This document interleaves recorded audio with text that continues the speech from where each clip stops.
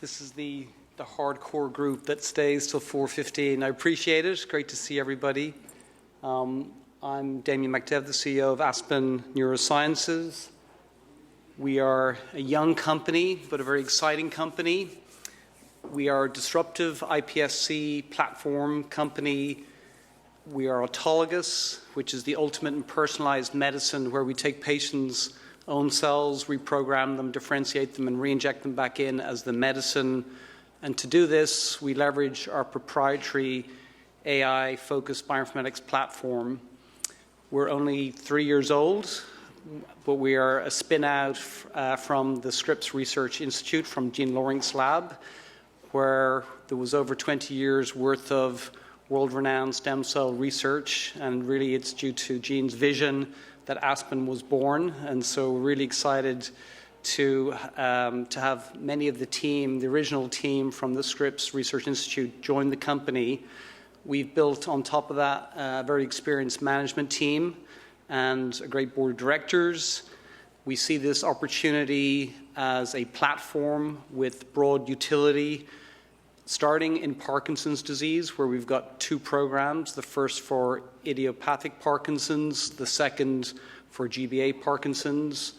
But there is potential here to use this platform beyond Parkinson's for other neurological diseases and also beyond the CNS. And we're in several discussions about how to leverage the platform more broadly. The company's done a great job in financing with $6.5 million seed financing, and then $70 million Series A about 18 months ago with marquee investors, including OrbiMed, Arch, Damien, and Fraser. And I'll talk about this a little bit later on, but we're in the middle of our Series B crossover financing. In terms of manufacturing, we've already made an important decision and investment to do all of the manufacturing and quality control in-house. And this optimizes the ability to leverage our predictive bioinformatics platform. We've signed a lease on a small facility in Torrey Pines, close to our R&D site, that we think will enable us to manufacture all the way through to potentially to commercialization. So overall, our vision is to be the best developer and characterizer of autologous iPSC-based therapies. How are we different from other companies? We're the leading company pursuing autologous iPSC for Parkinson's. We are pioneering gene correction iPSCs for Parkinson's with our second program, 002. We are autologous, as I mentioned, and we believe we don't require immunosuppressive therapy, which is really critical in chronic conditions in elderly patient populations, such as in Parkinson's disease. We have built this AI-based genomics platform that has enabled our progress in manufacturing in terms of quality control, and we've built a number of machine learning algorithms for predicting the fate of iPSCs. And, for example, Pluritest is the gold standard in the industry for determining whether cells are pluripotent or not, and that was developed by Jean at Scripps, and we now have the exclusive patents in the company. Also, we've been tremendously innovative in our neurosurgical approach to improve the delivery of the cells, and we're basically leveraging a new approach that's been used in some of the gene therapy studies. We're going to use it for our cell therapy programs. In terms of the management team, we've got a lot of experience. We've basically built up the team to provide more experience in regulatory, clinical, commercial, and in manufacturing. This is the management team. On the next slide are the board of directors. We have a small board, very focused, a lot of R&D leadership and experience, folks like Tom Daniel, who was involved in Sana and Juno, and Steve Squinto, Peter Thompson. I just mentioned our chairman is Fahim Hasnan, who's built many great companies over the years, including Receptos, Gossamer, and Mirati. Okay, so onto the platform first.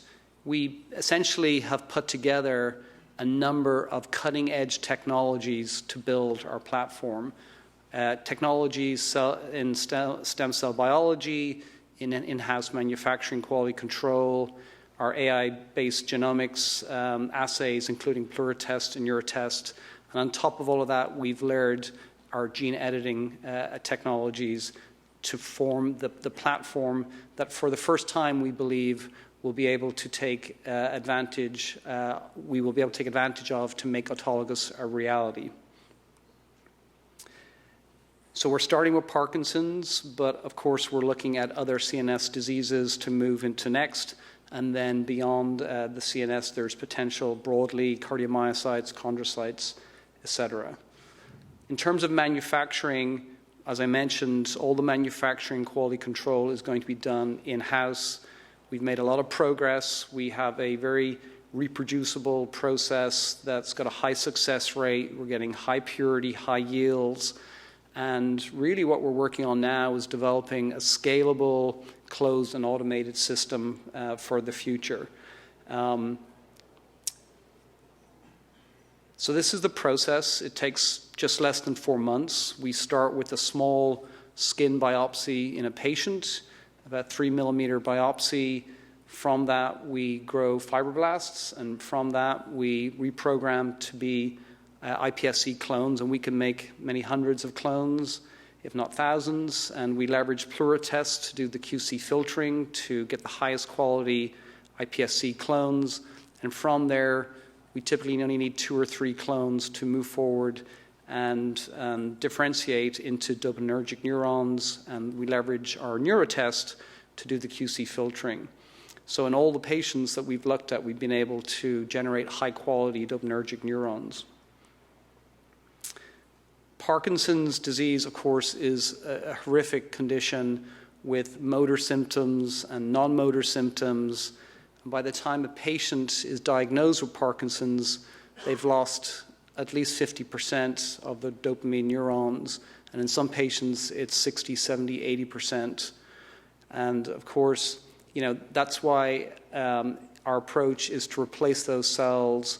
And there's been a lot of early proof of concept clinical studies with fetal cells back in the 80s and 90s showing us that this approach has got the potential to work. There was mixed data, I would say, from these studies. There were many patients that had fairly significant, graft-induced positive response, but there was also dyskinesias. I think we've learned a lot from all of these studies.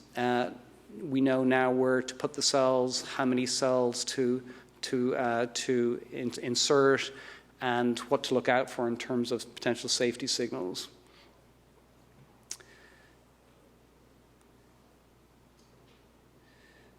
I'm not going to go through this in detail because it was presented last year.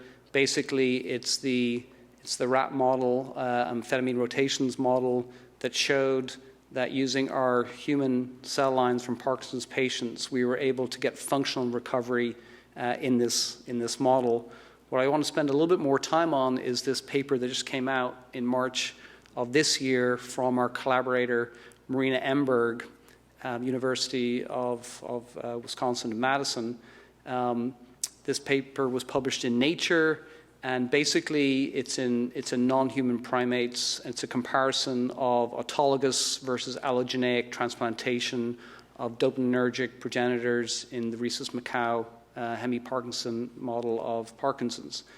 And in this study, they did not use immunosuppressive therapy, and the colors might be a bit weird, but basically the blue dots and bars at the bottom are autologous, whereas the red at the top are allogeneic.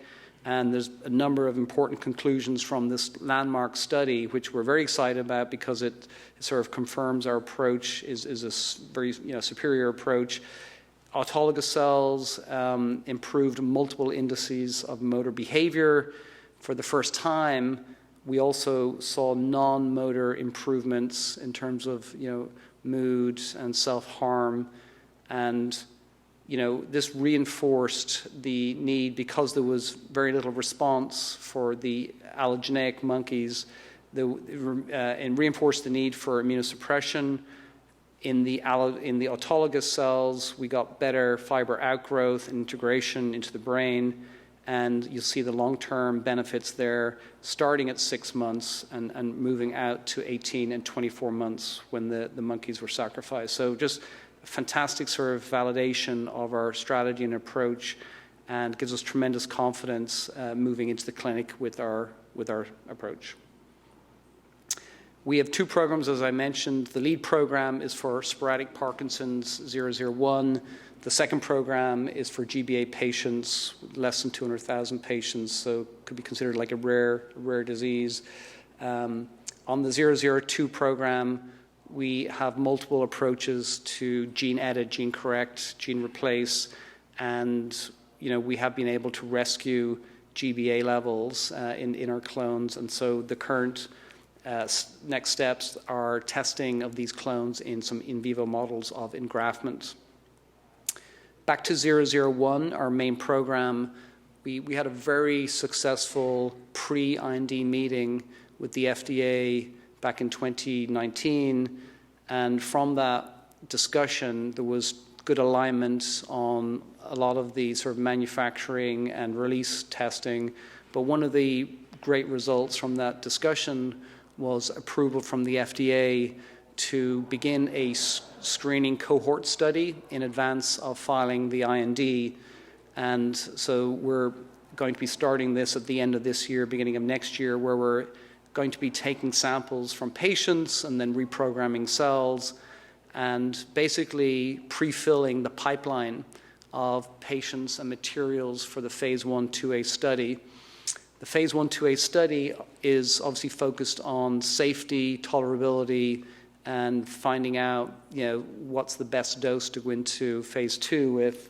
So we're going to look at two doses. We're obviously going to look at 6-month PET imaging, and then also, behavioral readouts, clinical readouts after 12 months, 18 months, and 24 months. And the hope is that that this will give us confidence to move into our phase 2B blinded placebo control study. We've got some initial ideas on what that needs to look like presented on this slide, but we'll have to wait and see how the phase 1/2A reads out before we move into the phase 2B. So in terms of the summary of the company, we have shown now that we can consistently produce high-quality iPSCs and autologous dopaminergic neurons. We see the company as a platform opportunity with broad potential, not just for Parkinson's, but broadly in the CNS, and then also outside the CNS. We're in the middle of financing right now, a Series B crossover financing. And in terms of partnering, absolutely, we're open for business. That's part of why we're at the conference. Look forward to meeting folks interested in the platform and with great ideas around new programs to potentially start. With that, I will thank you all, and probably we got 1 minute, 36 seconds for questions, if there are any. Happy to take them now, or I'll stick around for about 20, 30 minutes at the back in case somebody wants to come up to me back there.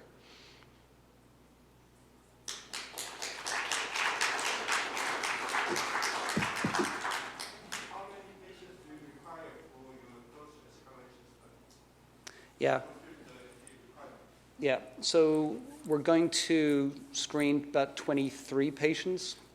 We think we'll need 10 to 15 patients in the study, 5 in each arm. Not too many patients needed, Okay, thank you.